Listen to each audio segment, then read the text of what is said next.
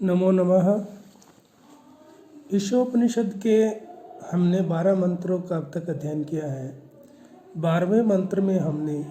संभूति और असंभूति की उपासना करने का जो फल है उसकी बात की है। तो असंभूति अर्थात जो विनाशील देव पितृ आदि की उपासना करते हैं वो ज्ञान रूपी घोर अंधकार में प्रवेश करते हैं, और जो संभूति की अर्थात अविनाशी परमेश्वर की उपासना में रत है अर्थात उनकी उपासना के मिथ्या अभिमान में रत है, वे उनसे भी अर्थात जो असंभूति की उपासना करते हैं उनसे भी घोर अंधकार में प्रवेश करते हैं। आज हम इससे आगे जो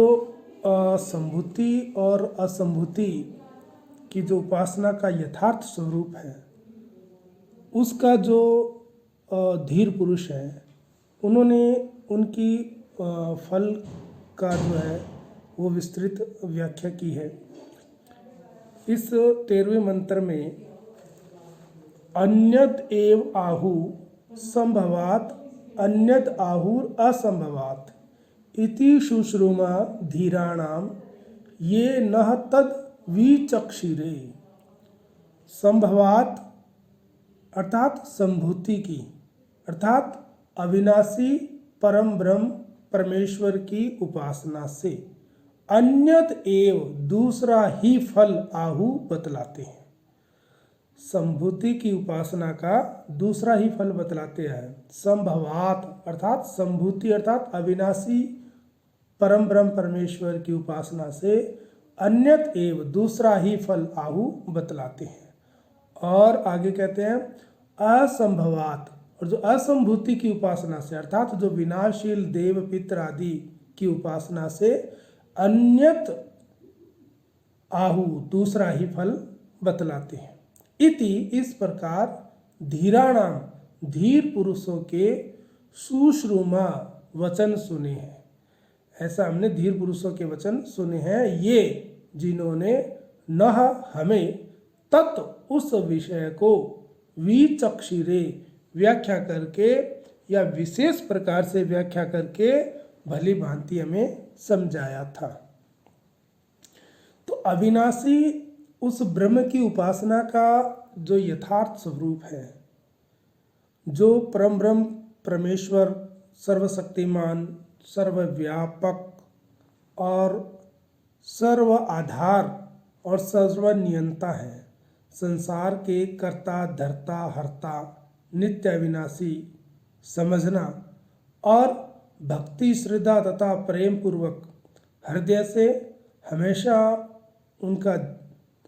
नित्य उनका ध्यान करना, उनका मधुर नाम रूप लीला धाम आदि जो भी प्राकृतिक गुण रहित दिव्य गुण सतचित आनंद स्वरूप श्रवण कीर्तन स्मरण आदि करते रहना, ये उस अविनाशी ब्रह्म की उपासना का यथार्थ स्वरूप है। इसी प्रकार सच्ची उपासना से जो उस उपासक है, जो उपासना करने वाला है, वो शीघ्र ही उस अविनाशी परम ब्रह्म पुरुषोत्तम को प्राप्त हो जाता है। यानी जो उनकी नित्य यथार्थ हृदय से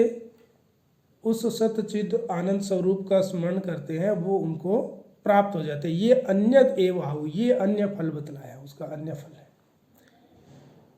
और ईश्वर उपासना का जो मिथ्या अभिमान, जो मिथ्या ढोंग आडंबर करने वाले जो अहंकारी और अभिमानी लोग हैं, उनको जो फल मिलता है उससे इन सच्चे उपासकों को मिलने वाला यह फल उससे भिन्न और विलक्षण है। वो क्या है? कहते हैं इसी प्रकार जो विनाशी है, विनाशी की उपासना अर्थात देवता आदि की उपासना का यथार्थ स्वरूप है कि शास्त्रों के एवं श्री भगवान के आज्ञा अनुसार, जैसे गीता में कहा गया कि देवता पितृ ब्राह्मण माता पिता आचार्य और ज्ञानी पुरुषों की अवश्य कर्तव्य समझकर कि हमारा आवश्यक करने योग्य कार्य है, ऐसा समझ करके सेवा और पूजा आदि करना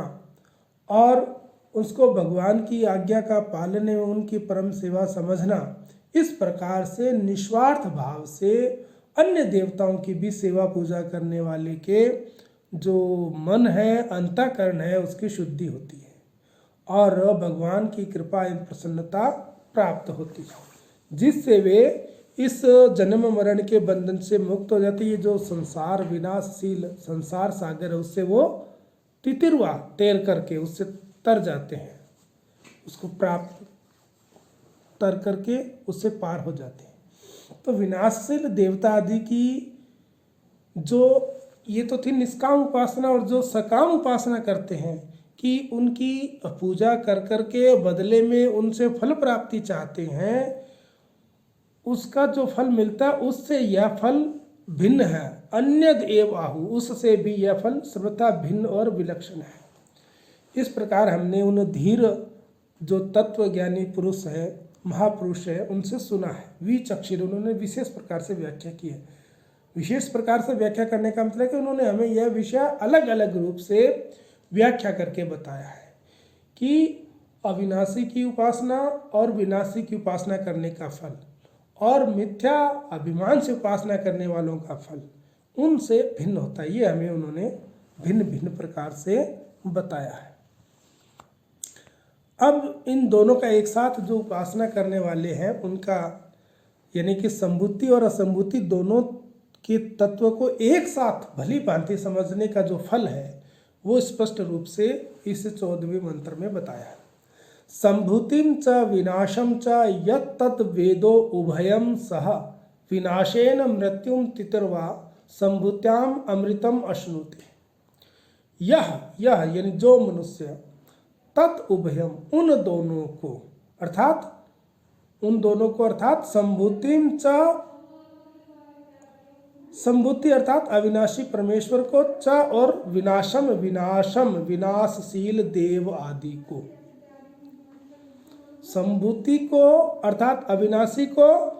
और आगे आना चाहिए था असंभूति को अर्थात विनाशील, लेकिन यहाँ पर विनाशम स्पष्ट रूप से ये शब्द लिखा है कि विनाशम विनाशशील देवता आदि, इसका अर्थ है विनाशशील पितर देव आदि को,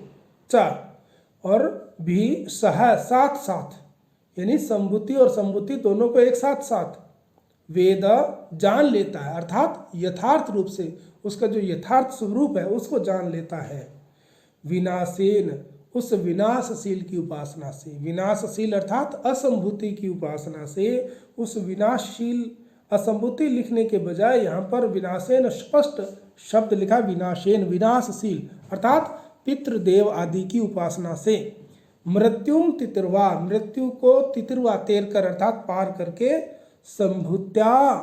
संभूति की उपासना से, उस अविनाशी परम ब्रह्म परमेश्वर की उपासना से अमृतम अश्नुते अमृता को स्नुते प्राप्त करता है, उसको भोग करता है। अर्थात अविनाशी सतचित आनंद में जो परम ब्रह्म परमेश्वर है उसको प्रत्यक्ष रूप से प्राप्त होता है। अर्थात कहने का मतलब है कि जो असंभूति की उपासना करता है, जो विनाशील की उपासना करता है, वो तो केवल मृत्यु को पार करता है, और जो संभूति की उस सतचितानंद स्वरूप परम ब्रह्म परमेश्वर की उपासना करता है वह तो उस परमेश्वर को प्रत्यक्ष रूप से प्राप्त हो जाता है। अमृतम अश्नुते अमरता को प्राप्त हो जाता है, अमर हो जाता है, मुक्ति हो जाती है, उसको मोक्ष प्राप्ति हो जाती है।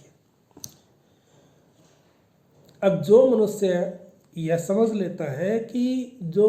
परम ब्रह्म पुरुषोत्तम है वो अविनाशी है, सर्वव्यापी है, सर्वशक्तिमान है, सर्वनियंता है और सारा संसार उससे व्याप्त है और वह सर्वश्रेष्ठ है, और वे परमेश्वर नित्य निर्गुण और सगुण अर्थात प्राकृत गुणों से रहित और स्वरूप युक्त। इसी के साथ जो यह समझ लेता है कि वह देवता पितृ मनुष्य आदि जितनी भी योनियां तथा भोग सामग्रियां हैं सभी विनाशशील है, क्षण भंगुर है और नष्ट होने वाली है और जन्म मृत्युशील होने के कारण महान दुख की कारण है। तथापि इनमें जो सत्ता स्फूर्ति तथा शक्ति है वह सभी भगवान की है, उस परमेश्वर की है, और उस परम ब्रह्म के जगत चक्र के सुचारू रूप से चलने रहने के लिए उस भगवत के प्रति प्रेम ही इसको यथा स्थान, यथा योग्य, यथा सेवा पूजा आदि करने की जो शास्त्रों ने आज्ञा दी है तथा शास्त्र भगवान की ही वाणी है, वह मनुष्य इस लोक अर्थात इहलौकिक और परलोक इन दोनों इहलौकिक तथा पारलौकिक जो देव पितर आदि लोकों की भोग में आसक्त न होकर इन कामना ममता आदि को हृदय से निकालकर इन सब की यथा योग्य शास्त्र विहित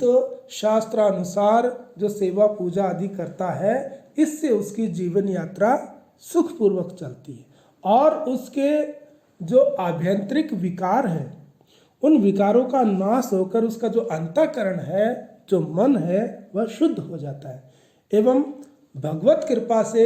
वह सहज ही इस संसार को तैर करके अर्थात इस मृत्यु में इस विनाशी संसार से वह पार हो जाता है, इस भव सागर को पार कर जाता है। और जो विनाशील देवता आदि की निष्काम उपासना के साथ ही साथ अविनाशी उस परम ब्रह्म परमेश्वर की उपासना से वह शीघ्र ही उस परमेश्वर को ही प्रत्यक्ष रूप से प्राप्त हो जाता है, उस अमृत रूप परमेश्वर को प्रत्यक्ष रूप से प्राप्त कर लेता है। यह इन दोनों को एक साथ संभूति और असंभूति की उपासना का फल इस